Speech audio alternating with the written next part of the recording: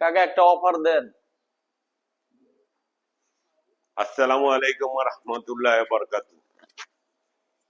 যেহেতু আপনাদের ট্রেনার বলছে একটা অফার দিতে, তাই আজকে আমি একটা অফার দিতেছি, যেটা 3 মাসের প্যাকেজ, 2200 টাকা, সাথে 1 মাস ফ্রি। এই অফারটা থাকবে সীমিত সময়ের জন্য। আমি 50টা রিসিট কাটবো। যদি কালকে শেষ হয়ে যায়, পরের দিন আর পাইবেন না। আইসা বলতে পারবেন না এটা করছেন, পিছনের এইগুলি দেখানো অনেক সময়।